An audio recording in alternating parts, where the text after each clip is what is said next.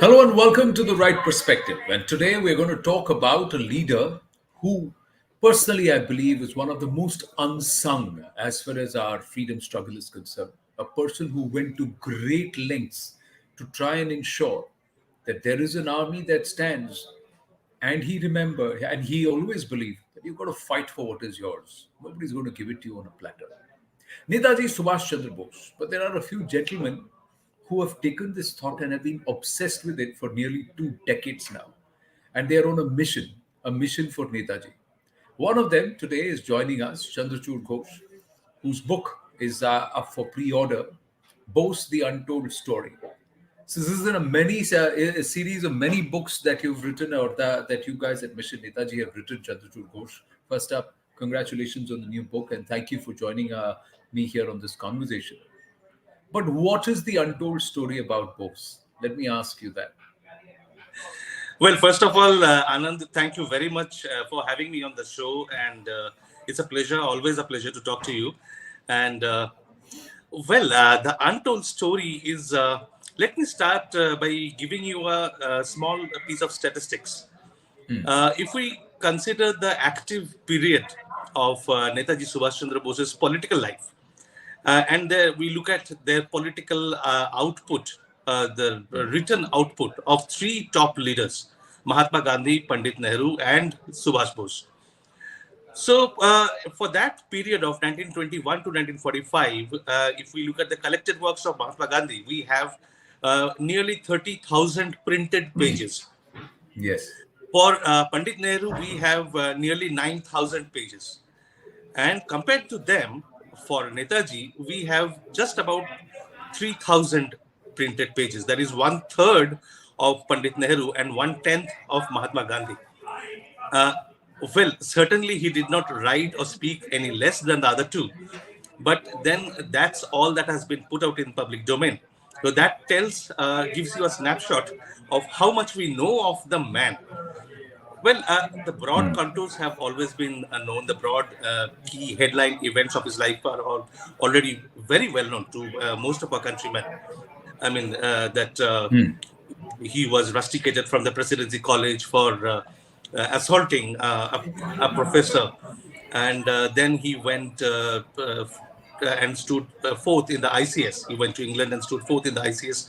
He quit the ICS, came back, joined the Congress under Deshbandhu Chittaranjan Das, and then became the CEO of the Calcutta Corporation. Then he was sent to the Mandalay jail, the jail prisons in Burma, for nearly 3.5 to 4 years.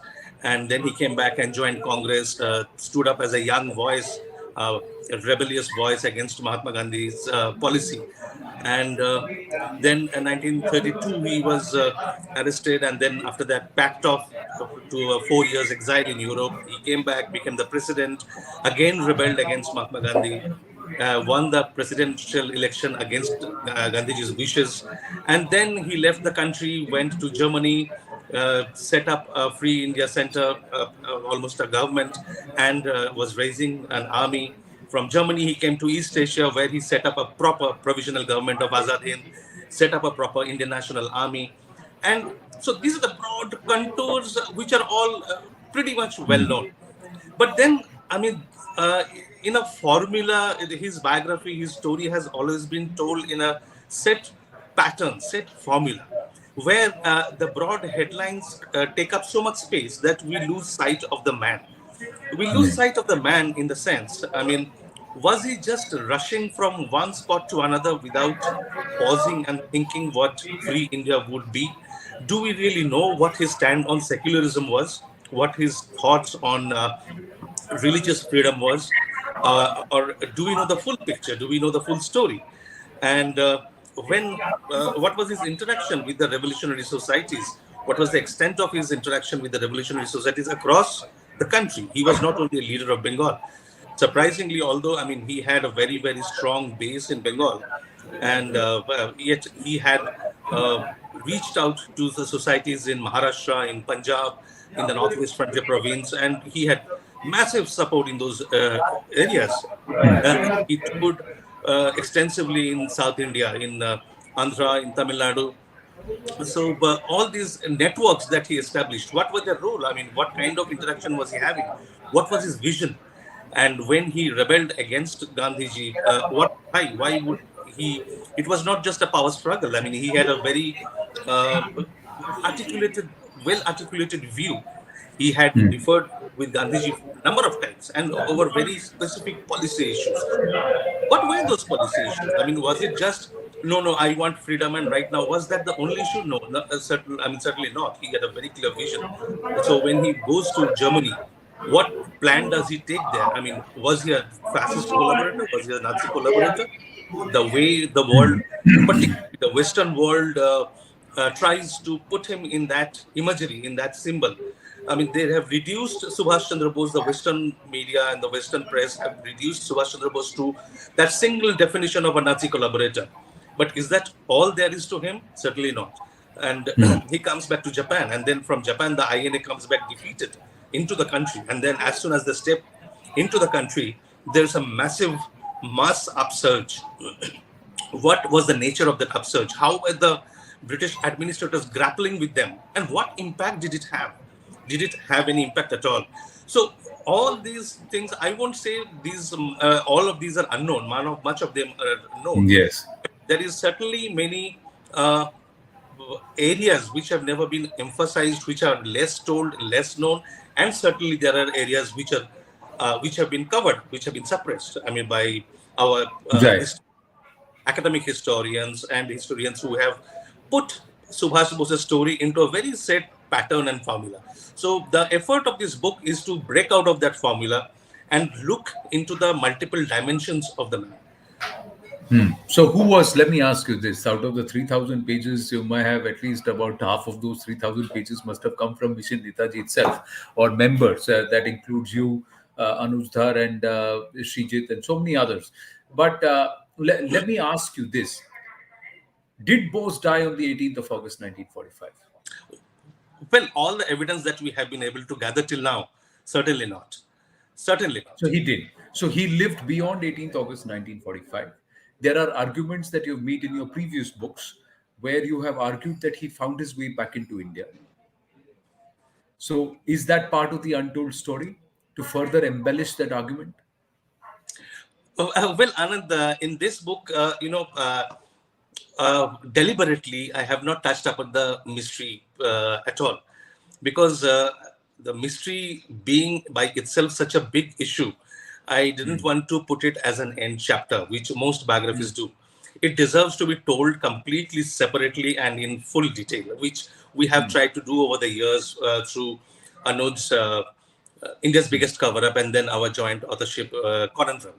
So Conundrum. that is a completely separate phase which deserves full attention rather than being appended to the end of a biography. So in this Boaster, the untold story, have you stuck to till pre 1945? Till Till pre 1945, till till 1945, 19. when he is leaving Singapore towards an unknown destination, towards Russia, actually. But that is So where I have stopped. that's where you've stopped. And now, what were you able to peruse? Where was Bose divergent in his opinion with Mahatma Gandhi? Did Bose also, was he in touch with the likes of Savarkar? Did he identify with what their ideals were? The Anushilan Samiti, was this a way of trying to connect? If he has to become the All India Congress president in 1938-39, if I remember correctly, then he obviously had to have national support. So whereabouts did he get his support, and why did? So clearly there was a group which perhaps was it an extension of the Garam Dal that lent towards Subhash Bose? Well, yeah. Frankly, it was not a monolithic support coming towards him. Uh, by the time that he became the president of the Indian National Congress, he had a wide base of support and his radical programs. I mean, the speech which he gave as the president of the Indian National Congress at Haripura in 1938, if one reads it carefully, it would read like uh, a policy speech given sometime in, say, 2015. So he was so far ahead of his time. And there he was talking about removing the agricultural debt, the burden of debt of the farmers.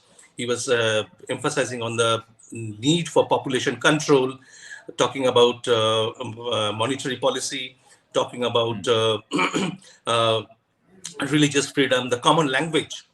That was a very contentious issue that he touched upon. What should be India's common language?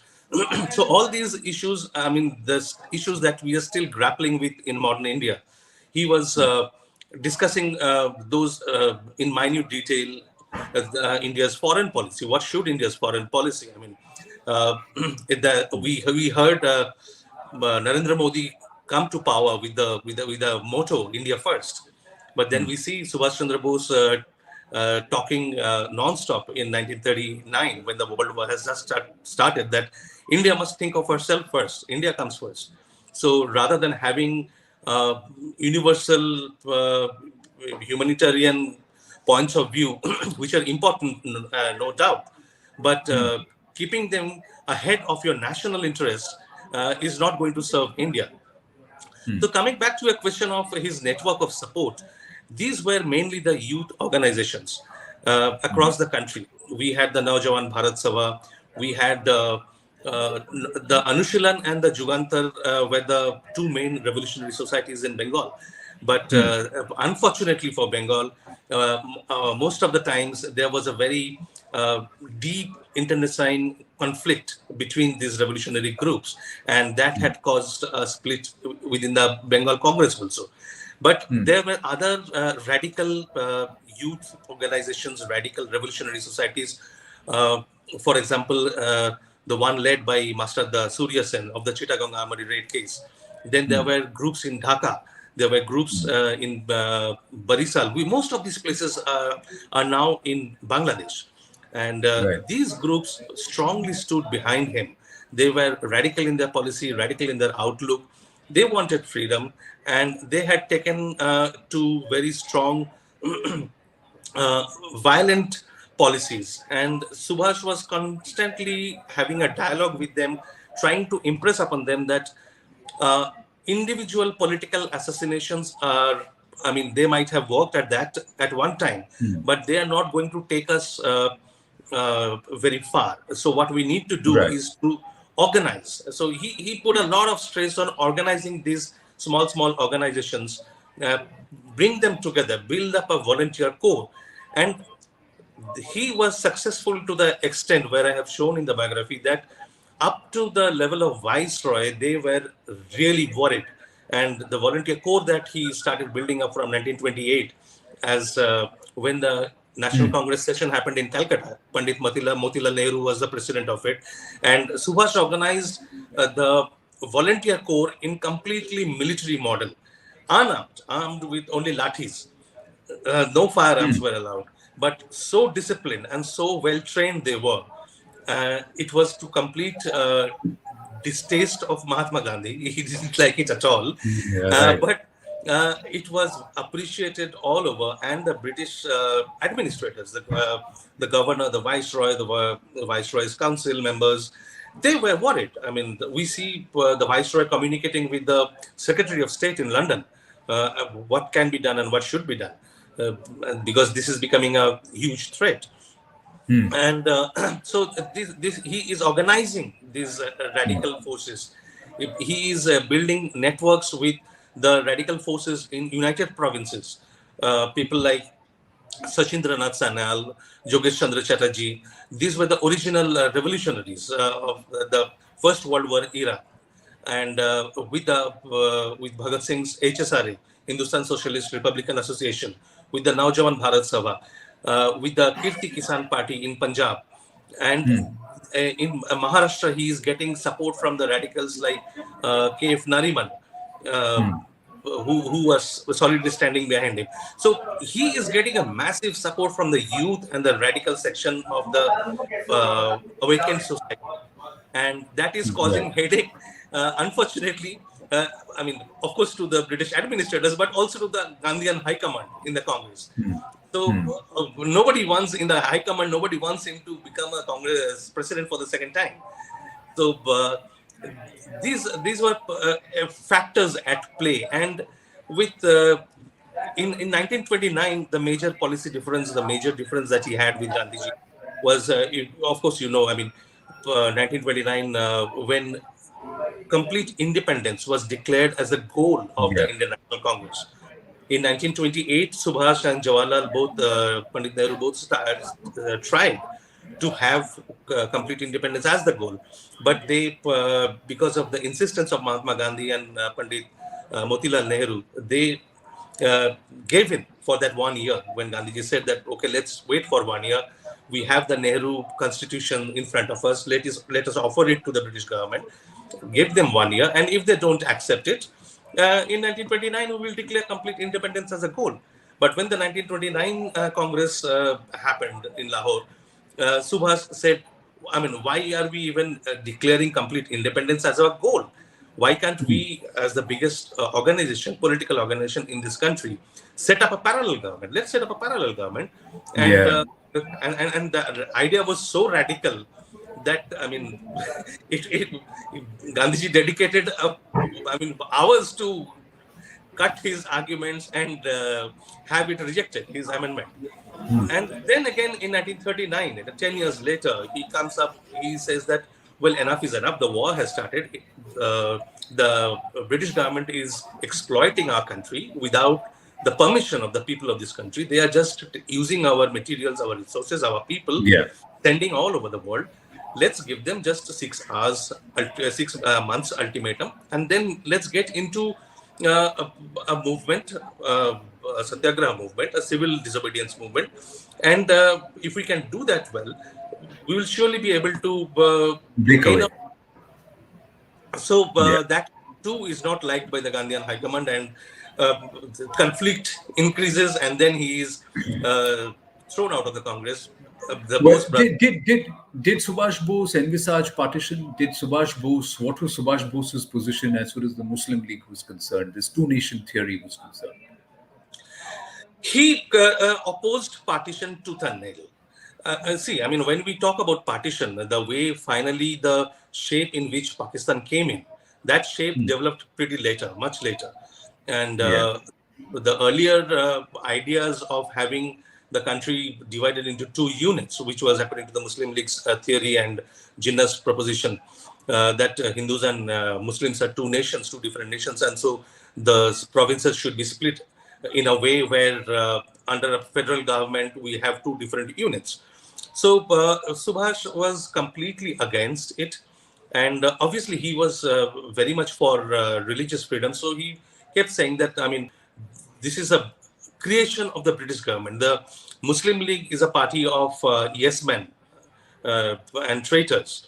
So they are just playing to the signal of the British government. And once Congress gains independence, once Congress comes to power, once India gets independence, this is an issue which we are confident of taking off the table. I mean, there is, frankly speaking, uh, he showed that, I mean, out of the 11 provinces, the Congress was in power in 8. And even in the non-Congress provinces, Muslim League was in power in only one province. And Yeah. funnily, the Muslim League prime minister in that province was not following the Muslim League policy.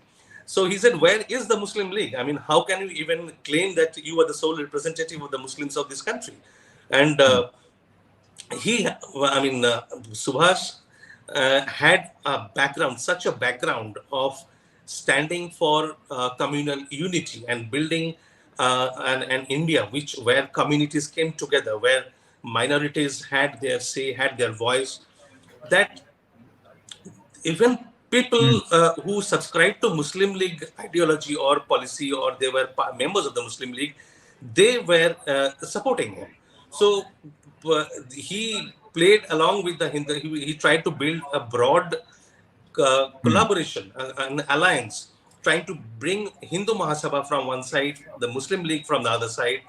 While the Congress High Command was opposing him, he was working to bring the revolutionaries, the Hindu Mahasabha, the Muslim League, all on a broad platform with some sort of common program. So that Right. was. See, in 1928, you mentioned that both him and Jawaharlal Nehru were on the same page when they said, let's declare complete independence. When did their paths separate? And when Netaji Bose walked out of the Congress party, why did he decide to leave the country and settle in Germany? What was his idea behind allying or getting closer to Hitler? Uh, Nehru and both Pandit Nehru and Subhash, uh, ideologically, they had similar ideas. They were similarly placed, ideologically speaking. Pandit Nehru probably was a bit more attached to abstract political principles, abstract political theories, whereas Subhas was more of a realist and pragmatist. He said, I mean, obviously he had his likes and dislikes, but his position was that what is happening in other countries is their internal affairs. It's not our headache, not our problem. Our real problem is to gain freedom and then to look at the reconstruction of our country. So, uh, program wise, policy wise, political ideology wise, they were pretty close to each other. If there was anything that Subhash found very annoying and very disappointing, was that the constant submission of Pandit Nehru to Gandhiji's program. Although Pandit Nehru differed from Gandhiji's program, individually, personally, he would submit himself to Gandhiji's program and the breaking off from Subhash. So that he found annoying, and he criticized Nehru on this in his book Indian Struggle, which he wrote in 1934 when he was in exile in Europe. And at that time, he found very big support from Vallabhbhai Patel's elder brother, Vittalbhai Patel. Vittalbhai Patel was a member of the Swaraj Party and a colleague of this Bandhu Chittaranjan, who was his Yeah. mentor. So they criticized, they issued a very, very strong criticism from Europe, both of them from Vienna, and they were in Geneva, they were moving around in the circles. And Vittalbhai Patel was towards the fag end of his life. He would die very soon, within a few months. Yeah. So there was a moving eye. But then when Pandit Nehru came to Europe for Kamala Nehru's treatment, Subhas took up a lot of responsibility. He took care of the family. He took care of Kamala Nehru. And at that time, we find a certain amount of closeness developing between Nehru and Bose. So they were getting the space to talk about their ideas, their programs. And the next 2 years, then Pandit Nehru is the president of the Congress.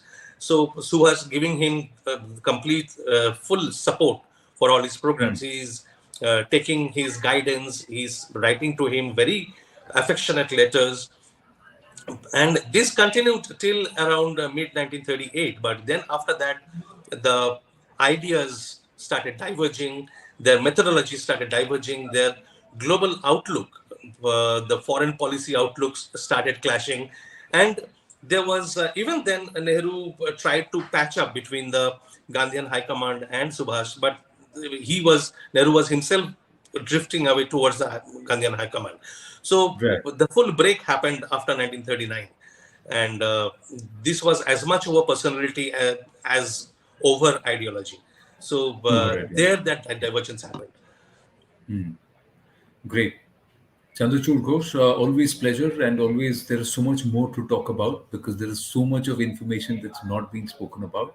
But I have to thank you for contributing a few more pages towards Netaji's legacy and chronicling it. We look forward to reading the book very soon. It's not on the shelves yet, is it?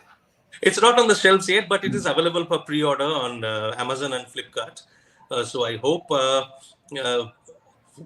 friends and the audience would go for it. I can promise this much, that there would be a huge amount of information which you have not come across, because I mean, as I said, that the amount of information that was in the public domain was so very little, that, and we took care to go into the contemporary sources and bring out the hidden aspects of his personality.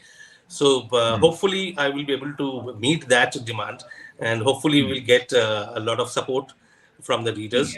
And Well, you've picked my intrigue because after Conundrum, I thought there is not much to be sold. But now that you're telling me that this is all before the 18th of August 1945, and there is a Absolutely. lot that is untold, so I'm also looking forward to getting a copy There's an and reading entirely it very, new very man to soon. be discovered. An Oh, entire. absolutely. So I hope that will happen. And it's always a Okay. pleasure, Anand. Thank you so very much for having me on your show. No, always a pleasure speaking with you. Thank you very much for doing this. Thanks, Thank Chandraju. Bye. Bye bye.